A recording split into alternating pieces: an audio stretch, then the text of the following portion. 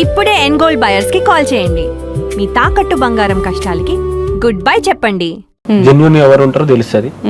ఒక సార్ని అడగంగానే పలానా దగ్గర ఉన్నారు అంటే నేను అక్కడికి వెళ్ళిన సార్ చెప్పి ఇట్లా చెప్పి వాళ్ళ నుంచి చేసినాం. మళ్ళీ అదే సార్ నాకు ఫోన్ చేసి ఇట్లా ఒక అమ్మాయి ఉన్నది, ఆమె ఏంటంటే ఎగ్జామ్ ఫీజు కట్టాలి, రేపు ఎగ్జామ్ ఉందనగా ఈ రోజు ఇట్లా ఆమె కైకిలా అంటే కూలి పని పోతుంది, వస్తే 200 వస్తాయి, ఇక అంతే ఉంది, ఏమన్నా చేద్దామా మనం అన్నాడు. సరే అన్న, నేను సార్ అని పిలిస్తా, అన్న అని పిలిచా. సరే సార్ చేద్దాము అని చెప్పిన. చేద్దామన్న టైంలో మనం ఇస్తాం. నేనైతే అమౌంట్ ఇచ్చిన, అది ఎట్లా చూపెట్టాలి? ప్రతిదీ ప్రూవ్ చేయాలంటే కష్టం. ఆమె స్టూడెంట్ ఇప్పుడు చేస్తుంది, ఆమె ఏంటంటే ముంగటికి రాలేదు. నా బాధ నేనే వాళ్ళు చెప్పాలి? ఆమె చదువు అంటే ఎగ్జామ్ ఫీజు కట్టాలి. ఇటు దాని సిచ్యువేషన్ లో సార్ అడిగింది వీళ్ళకి చేయాలి, మైండ్ ఒకటే అవుతుంది, వీడియో తీయాలి లేకపోతే ఆమె రాదు, ఎట్లా ఇయ్యాలి అన్న? జెన్యున్ గా కనిపిస్తుంది మీరు చేసిన వీడియోలు. నిజంగా అంటే మనం చేసే ప్రతి సాయం కూడా మనం చూపించాలి, అందరికి తెలిసేలా చేయాలి అనుకుంటే మీరు ప్లాన్ కి పాటికి ఎన్నో చేసేవాళ్ళు. ఎవరు నమ్మినా నమ్మకపోయినా ఇప్పుడు మేము చూసాం కాబట్టి కొన్ని నమ్ముతున్నాము. అందుకే ఇక నాకు ఇచ్చేసిన తర్వాత ఇట్లా వీళ్ళందరూ ఇట్లా అంటారు. సరే ఏదన్నా ఒక రోజు నేను వీళ్ళకి ఫోన్ చేసినప్పుడు జెన్యున్ గా వాళ్ళైతే మనకు చెప్తారు కదా, మాటనన్నా వినిపిస్తారు కదా. మనిషి అయితే కనిపించకపోతే మాటనన్నా వినిపిస్తారు కదా, అది ఒకటే ధీమా కదంటే. ఇప్పుడు ఒకసారి నేను ఫోన్ చేస్తా సార్కి, మీరు ఒక్కసారి ఇప్పుడు సార్ అయితే అబద్ధం చెప్పాడు కదా, చదువు చెప్పి సార్ అయితే అబద్ధం, నేనైతే అబద్ధం చెప్తుండొచ్చు కానీ చదువు ఎవరికి ప్రూవ్ చేసుకోవాలని అంటా నేను. అంతే. ఇప్పుడు నార్మల్ గా ఇప్పుడు ఎవరికైనా డౌట్ వస్తుంది, డౌట్ వచ్చినప్పుడు నేనంటే కొంతమంది అనుకుండొచ్చు, చదువు చెప్పిన సార్ అయితే అబద్ధం చెప్పాడు కదా. ఒక్కసారి నా కోసం ఒక్కసారి మీకు ఫోన్ చేస్తా. ఓకే. హలో సార్, నమస్తే సార్. చెప్పండి సార్, ఇప్పుడు నేను ఒక ఇంటర్వ్యూలు ఉన్నా, ఒక్కసారి అక్క మీతో మాట్లాడుతుందా అంట, ఒక్కసారి మాట్లాడతా. నమస్తే అండి. అమ్మా నమస్తే అమ్మా, బాగున్నారా? బాగున్నా అండి, మీరు ఎలా ఉన్నారు? మంచిగా ఉన్నావమ్మా. అదే పల్లవి ప్రశాంత్ గారు ఆఫ్టర్ బిగ్ బాస్ తర్వాత చాలా మందికి హెల్ప్ చేశారు. బట్ బయట జనాలందరూ అనేది ఏంటంటే రైతు బిడ్డ అని చెప్పి గెలిచి ఎవరికి హెల్ప్ చేయలేదు అని చెప్పి ఒకటి బాగా క్రియేట్ చేశారు ఈ మధ్య కాలంలో. సో ఆయన నాకు చదువు చెప్పిన గురువు గారే ఉన్నారు, ఆయనతో కలిసి కూడా నేను హెల్ప్ చేశాను, ఒకసారి మాట్లాడండి అంటే ఆయన అబద్ధం చెప్పారు కదా అని చెప్పి కాల్ కలిపారు అనమాట. అసలు ఏం చెప్తారు సార్ ఈ విషయం గురించి మీరు?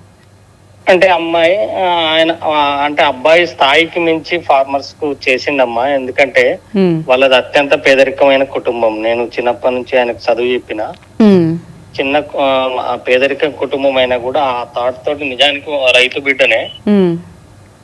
ఇప్పుడు మెదక్ జిల్లా చిన్న శంకరంపేట అని ఉంటదమ్మా, ఇప్పుడు మెదక్ జిల్లాని, అది కూడా చిన్న శంకరంపేట మండలంలో ఒక రైతు ఆత్మహత్య చేసుకుంటే 3 ఆడపిల్లలే, వాళ్ళకి హెల్ప్ చేసిండమ్మా అక్కడ.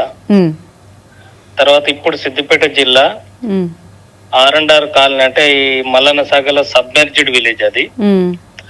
ఆ కుటుంబంలో ఒక బాబు పాప పాలిటెక్నిక్ చదువుతుంది. ఆ అమ్మాయికి కూడా హెల్ప్ చేసిందమ్మా. వాళ్ళది రైతు కుటుంబమే, రైతు ఆత్మహత్య అది కూడా. తర్వాత సిద్దిపేట జిల్లా కుకునూరుపల్లి మండలం, కొత్తగా కుకునూరుపల్లి మండలం అయింది, అక్కడ కూడా 3 ఆడపిల్లలు, వాళ్ళకు కూడా హెల్ప్ చేసిండమ్మా. చేసినట్టు చాలా మందికి హెల్ప్ చేశారు. అవునమ్మా. నేను కూడా ఫార్మర్ సూసైడ్స్ మీద పనిచేస్తా 30 సంవత్సరాల నుంచి. పాపం నాతో కలిసి అంటే తనతో కలిసి నేను, నాతో కలిసి ఆయన కూడా హెల్ప్ చేసిండమ్మా. ఓకే ఓకే అండి, థ్యాంక్ యూ అండి. అన్న, ఇంకా మీరు ఎవరికి ప్రూవ్ చేసుకోక్కర్లేదేమో అని నా ఫీలింగ్, ఎందుకంటే చెప్తున్నారు కదా ఆయన విత్ లిస్ట్ తో. నాదేంటంటే నా హెల్ప్ ఏంటంటే ఫస్ట్ చిన్న పాపల నుంచి వచ్చింది. ఆ దేవుడు అంటే ఆ దేవుడు చేపిస్తుండ అనుకున్నా. అంటే ఫస్ట్ శివాజన్ వచ్చినప్పటి నుంచి 3 చిన్న పాపలు మీరు చూసుకున్నట్టయితే అక్కడ 3.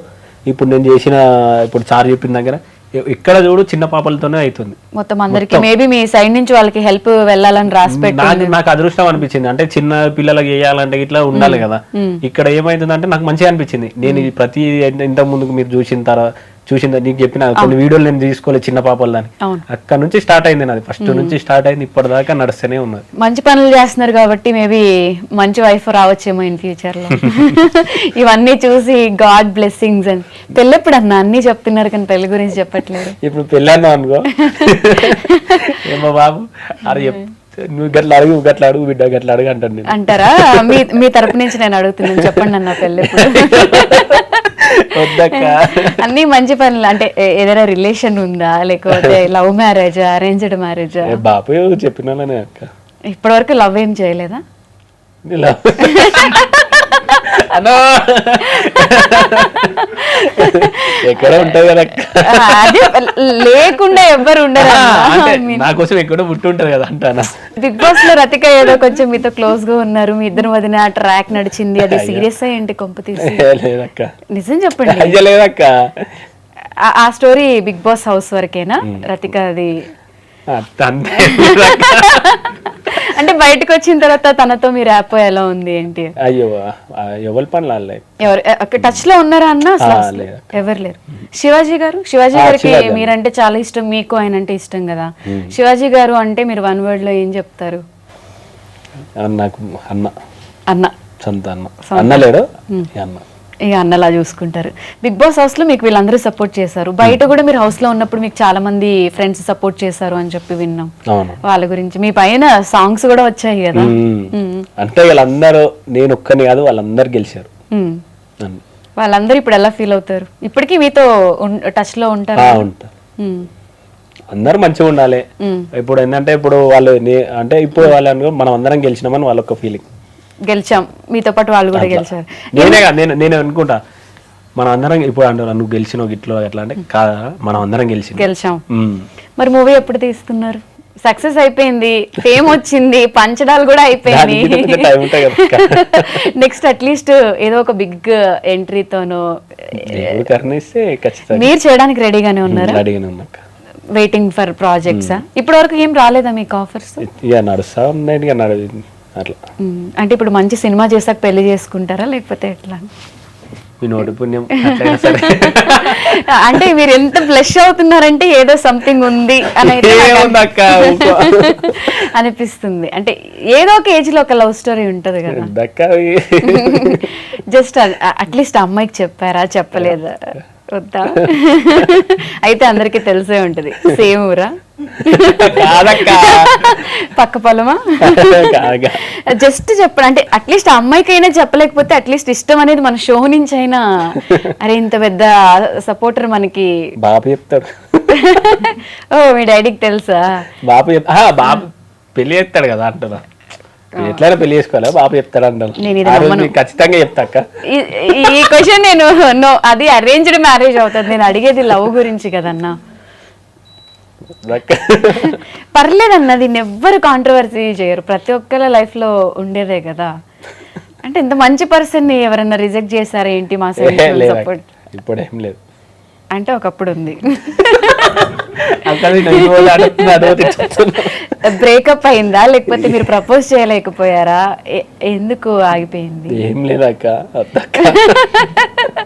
సరే, మీ ఫ్యూచర్ వైఫ్ కోసం ఇవన్నీ నేను అడగట్లేదు, బట్ పెళ్ళి ఎప్పుడు చేసుకుంటారు? ఖచ్చితంగా బాబు చెప్పినప్పుడు చేసుకుంటా.